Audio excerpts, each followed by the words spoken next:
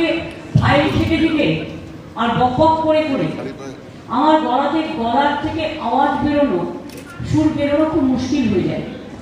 তারপর রূপঙ্কর বসে আছে, ইমন বসে আছে, নাজিবুল বসে আছে, মনোময় বসে আছে।